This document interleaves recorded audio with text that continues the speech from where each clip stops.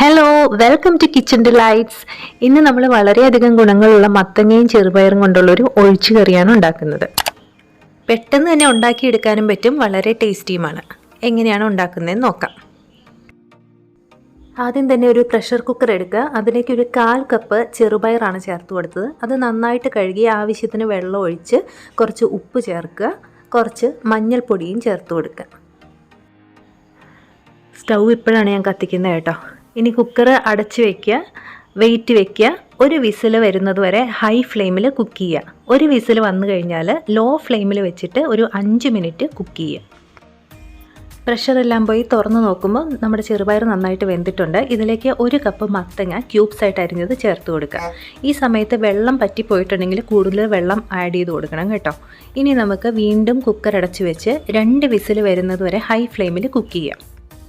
ഈ സമയം കൊണ്ട് നമുക്കൊരു അരപ്പ് തയ്യാറാക്കാം. 1/2 കപ്പ് തേങ്ങ ചിരവിയത്, ഒരു 1/4 ടീസ്പൂൺ ചെറിയ ജീരകം, ഒരു 4-5 ചെറിയുള്ളിയും ഒരു 2 അല്ലി വെളുത്തുള്ളിയാണ് ഞാൻ ചേർക്കുന്നത്. വലിയ ചെറിയുള്ളിയാണെങ്കിൽ 2ഓ 3ഓ ഒക്കെ ചേർത്താൽ മതി. കുറച്ച് കറിവേപ്പിലയും കൂടി ചേർക്കുന്നുണ്ട്. കറിവേപ്പിലയുടെ ഗുണങ്ങൾ നമുക്ക് എല്ലാവർക്കും അറിയാമല്ലോ. പക്ഷേ അത് നമ്മുടെ അകത്തേക്ക് പോകണമെന്നുണ്ടെങ്കിൽ ഇതുപോലെ തേങ്ങ അരയ്ക്കാൻ കിട്ടുന്ന എല്ലാ അവസരത്തിലും കുറച്ച് ചേർത്താൽ മതി. ഇനി നമുക്ക് കുറച്ച് വെള്ളം ഒഴിച്ചു കൊടുക്കാം. ഒരു 1/2 കപ്പിൽ താഴെ വെള്ളമാണ് ഞാൻ എടുത്തിരിക്കുന്നത് കേട്ടോ. ഒരുപാട് വെള്ളം കൂടി പോവരുത്. ഈ സമയം കൊണ്ട് നമ്മുടെ മത്തങ്ങയെല്ലാം വെന്ത് വന്നിട്ടുണ്ട്. ഇനി ചെറിയൊരു തവി എടുത്തിട്ട് നമുക്ക് ഈ മത്തങ്ങയുടെ കഷ്ണങ്ങളെല്ലാം ചെറുതായിട്ടൊന്ന് ഉടച്ചു കൊടുക്കാം. ഉടച്ച് പേസ്റ്റ് പോലെയൊന്നും ആക്കണ്ട, എന്നാലും വലുതായിട്ട് കിടക്കുന്നതിലും നല്ലത് ഒന്ന് ഉടച്ചെടുക്കുന്നതാണ്. അരപ്പ് നല്ല പേസ്റ്റ് പോലെ അരച്ചെടുത്തിട്ടുണ്ട്. ഇത് നമുക്ക് ഈ കറിയിലോട്ട് ചേർത്ത് കൊടുക്കാം. മിക്സിയുടെ ജാറൊന്ന് കഴുകിയതിന് ശേഷം ആ വെള്ളം കൂടി ചേർത്ത് കൊടുക്കാം. അധികം വെള്ളം ചേർക്കരുത് കേട്ടോ, കുറച്ച് തിക്കായിട്ടിരിക്കുന്നതാണ് നല്ലത്. ഇനി എല്ലാം കൂടി നന്നായിട്ടൊന്ന് ഇളക്കി യോജിപ്പിക്കുക. ആവശ്യമുണ്ടെങ്കിൽ വെള്ളം കൂടുതൽ ചേർത്ത് കൊടുക്കുക. ഒരുപാട് വെള്ളം ചേർക്കരുത്, കുറച്ച് തിക്കായിട്ട് ഇരിക്കേണ്ട ഒരു കറിയാണ്. പക്ഷേ എന്നാലും ഇത് ചൂടാറി കഴിയുമ്പോഴത്തേക്കും കുറച്ച് തിക്നെസ് കൂടി വരും. അപ്പോൾ അതും കൂടി കണക്കാക്കി നമ്മൾ ആവശ്യത്തിന് വെള്ളം ഈ സമയത്ത് ചേർത്ത് കൊടുക്കുക. ഇതേപോലെ കുറച്ചായിട്ട് നമ്മൾ ഇളക്കി നോക്കിയിട്ട് വെള്ളം ചേർത്താൽ മതി കേട്ടോ. ഈ സമയത്ത് തന്നെ ഉപ്പ് നോക്കിയിട്ട് ആവശ്യമെങ്കിൽ ഉപ്പും കൂടി ചേർത്ത് കൊടുക്കുക. ഒരു പച്ചമുളകും കൂടി ഞാൻ ചേർത്ത് കൊടുക്കുന്നുണ്ട്. ഈ പച്ചമുളക് ഈ സമയത്ത് തന്നെ ചേർക്കണമെന്നില്ല. നമുക്ക് മത്തങ്ങ വേവിക്കുന്ന സമയത്തോ അല്ലെങ്കിൽ തേങ്ങ അരയ്ക്കുമ്പോൾ അരപ്പിൻ്റെ കൂടെയോ നമുക്ക് ചേർക്കാവുന്നതാണ്. പിന്നെ 2 പച്ചമുളക് വരെയൊക്കെ നമുക്ക് ചേർക്കാം കേട്ടോ. ഞാൻ കുറച്ച് എരിവ് കുറച്ചുണ്ടാക്കുന്നത് കൊണ്ടാണ് ഒരെണ്ണം മാത്രം ചേർത്തത്.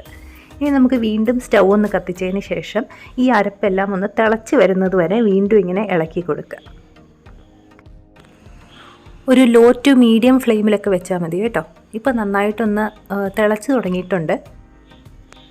തിളച്ച് തുടങ്ങിക്കഴിഞ്ഞാൽ ലോ ഫ്ലെയിമിൽ വെച്ചതിന് ശേഷം ഏകദേശം ഒരു 1-2 മിനിറ്റ് ഇങ്ങനെ കണ്ടിന്യൂസ് ആയിട്ട് ഇങ്ങനെ ഇളക്കി കൊടുത്താൽ മതി. ഇത്രയും മതി. നമുക്കിനി സ്റ്റൗവിൽ നിന്ന് മാറ്റി വയ്ക്കാം. ഇതാണ് ഈ കറിയുടെ ഒരു തിക്നെസ്. കടുക് താളിക്കുന്നതിനായിട്ട് ചെറിയൊരു പാൻ വെച്ചിട്ടുണ്ട്. അതിലേക്കൊരു 3 ടേബിൾ സ്പൂണോളം വെളിച്ചെണ്ണയാണ് ഞാൻ ഒഴിച്ചു കൊടുക്കുന്നത്. വെളിച്ചെണ്ണ തന്നെ ഉപയോഗിക്കുന്നതാണ് നല്ലത്. വെളിച്ചെണ്ണ ഒന്ന് ചൂടായി വരുമ്പോഴത്തേക്കും നമുക്കതിലേക്കൊരു 1/2 ടേബിൾ സ്പൂണോളം കടുക് ചേർത്ത് കൊടുക്കാം. കടുകൊന്ന് പൊട്ടി വരുമ്പോൾ ഇതിലേക്ക് ചേർക്കുന്നത് ഒരു 3 ചുവന്നുള്ളി ചെറുതായിട്ട് സ്ലൈസ് ചെയ്തത്, 2 വറ്റൽമുളക്, കുറച്ച് കറിവേപ്പില. ഈ ചുവന്നുള്ളിയൊക്കെ ചെറുതായിട്ടൊരു ഗോൾഡൻ ബ്രൗൺ കളർ ആവുന്നത് വരെ ഒന്ന് ഇളക്കി കൊടുക്കുക. ഇപ്പോൾ ഇത് ഏകദേശം റെഡി ആയിട്ടുണ്ട്. നമ്മൾ നേരത്തെ മാറ്റി വെച്ച കറിയിലോട്ട് ഈ കടുക് താളിച്ചതും കൂടെ ചേർത്ത് നന്നായിട്ടൊന്ന് മിക്സ് ചെയ്ത് കൊടുക്കുക.